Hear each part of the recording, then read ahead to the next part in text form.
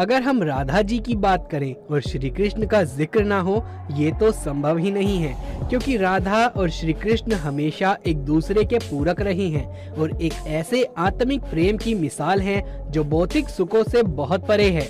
यूं तो राधा कृष्ण का प्रेम अनादिक काल से चला आ रहा है, पर द्वापर युग में जब भगवान नारायण ने श्री कृष्ण रूपी अवतार लिया तो संसार को प्रेम का सही अर्थ समझाने के लिए कृष्ण के ही अंश राधा ने यमुना के निकट रावल ग्राम में वृषभानु और कीर्ति के यहाँ राधा रूप में जन्म लिया और जन्म के साथ ही राधा और कृष्ण की प्रेम कहानी शुरू हो जाती है।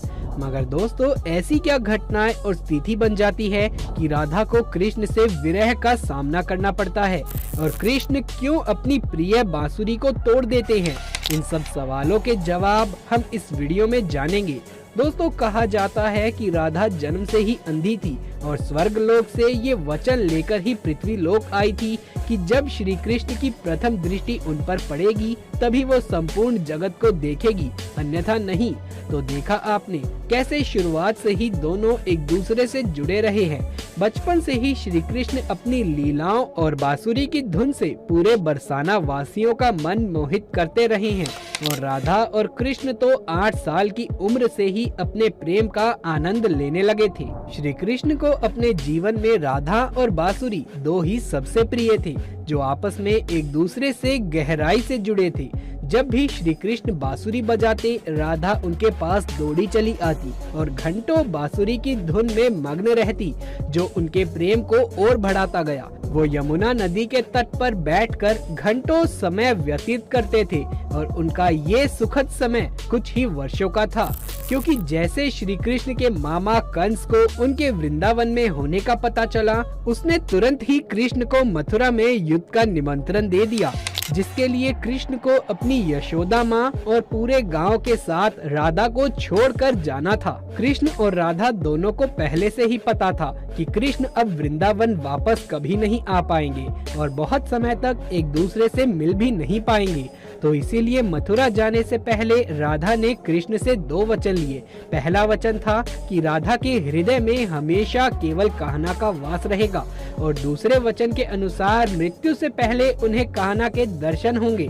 ये वचन देने के बाद श्री कृष्ण मथुरा की ओर बढ़ जाते हैं और राधा वृंदावन में ही रह जाती है, जिसके बाद से राधा का वर्णन बहुत कम ही मिलता है। जिसके बाद श्री कृष्ण ने मथुरा जाकर कंस का वध किया और अपने माता पिता देवकी और वासुकी को मुक्त कराया और फिर उन्होंने मथुरा से आगे बढ़कर प्रजा की रक्षा के लिए द्वारका नगरी की स्थापना करी, जिसके बाद से उन्हें द्वारकाधीश कहा गया। श्री कृष्ण द्वारका में रुक्मणी और सत्यभामा से विवाह करते हैं। साथ ही इनके अलावा भी श्री कृष्ण की 16,108 रानियां थी, जिनमें से रुक्मणी श्री कृष्ण की सबसे प्रिय पत्नी थी। उन्होंने केवल श्री कृष्ण की छवि को देखकर ही उन्हें अपने मन में बसा लिया था और कृष्ण से विवाह के लिए वो अपने भाई रुक्मी के विरुद्ध भी चली गई थी। प्रेम पत्र के माध्यम से कृष्ण को बुलाकर और कृष्ण के साथ भाग गई थी। फिर उन्होंने कृष्ण के साथ द्वारका नगरी में सुखपूर्वक अपना जीवन व्यतीत किया। राधा और कृष्ण के प्रेम की बहुत सी अलग अलग कथाएं हैं और इनमें से एक प्रचलित कहानी ये है कि श्री कृष्ण कभी कभी सोते हुए भी राधे श्री राधे बोल पड़ते थे, जो श्री कृष्ण की रानियों को बिल्कुल भी अच्छा नहीं लगता था। तो एक बार रुक्मणी ने श्री कृष्ण से कहा कि हे प्रभु, प्रेम तो हम सब भी आपसे बहुत करती हैं, पर ऐसा राधा जी में क्या है जो आप सोते हुए भी उन्हें ही याद करते हैं? तो श्री कृष्ण बोले, तुम एक बार राधा से मिल आओ, फिर तुम्हें खुद ही पता चल जाएगा और उनके लिए कुछ लेते हुए भी जरूर जाना। जिसके बाद रुक्मणी राधा जी के लिए बहुत गर्म दूध ले जाती है और राधा के महल के द्वार पर पहुंचती है, जहां वो एक सुंदर स्त्री को खड़ा देखती है तो उनसे पूछती है कि क्या आप ही राधा हो? तो वो कहती है कि नहीं, मैं राधा नहीं हूँ, मैं तो उनकी सेविका हूँ। राधा रानी तो 7 द्वार के अंदर मिलेंगी। तो रुक्मणी जी 1 द्वार 2 द्वार ऐसे कर सभी 7 द्वारों के अंदर चली जाती है।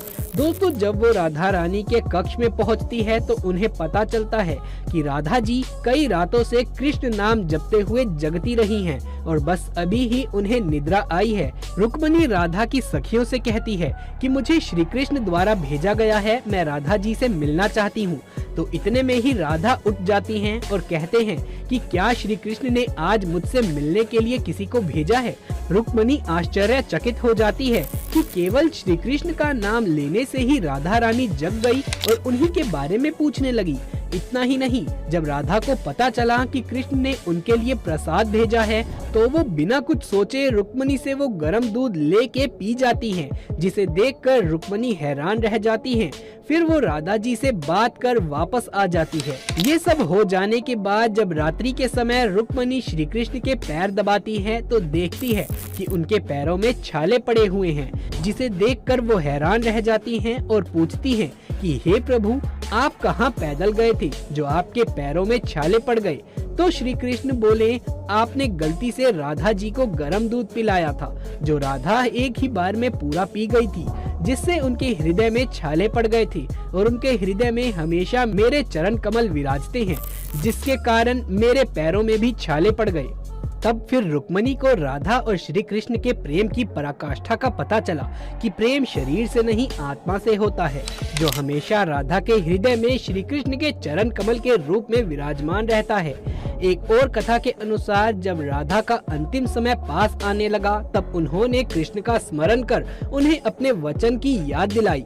राधा के स्मरण करते ही कृष्ण वहां दौड़े चले आए, परंतु राधा की अत्यंत दयनीय स्थिति देखकर वो अत्यधिक भावुक हो गए और उन्होंने राधा से अंतिम समय में कुछ मांगने को कहा, जिस पर राधा ने उनके सामने एक ही इच्छा प्रकट करी कि वो अपने जीवन के अंतिम क्षणों में श्री कृष्ण की वही रूप देखना चाहती है जैसा वो वृंदावन में देखा करती थी। वो उन्हें वही बांसुरी की मीठी धुन बजाते हुए सुनना चाहती है। दोस्तों राधा का बस इतना कहना था कि श्री कृष्ण ने अपनी बांसुरी उठाई और वही मीठी धुन बजाने लगे और बांसुरी बजाते हुए श्री कृष्ण और उनकी धुन सुनती राधा दोनों की ही आंखों में प्रेम के आंसुओं की धारा बहने लगी। इतना ही नहीं, बांसुरी की मीठी मीठी धुन सुनते सुनते ही माता राधा ने उनके सामने ही प्राण त्याग दिए, जिसके बाद उनकी मृत्यु से कृष्ण इतने विचलित हो गए थे कि उन्होंने अपनी प्रिय बांसुरी को वहीं तोड़कर फेंक दिया था। तो ऐसे राधा रानी की मृत्यु के साथ ही श्री कृष्ण ने बांसुरी से भी हमेशा के लिए मुख मोड़ लिया, क्योंकि बांसुरी और राधा का एक अद्भुत रिश्ता था। इसीलिए राधा की मृत्यु के पश्चात कृष्ण ने अपने शेष जीवन में बांसुरी तो क्या, किसी अन्य वाद्य यंत्र को हाथ भी नहीं लगाया।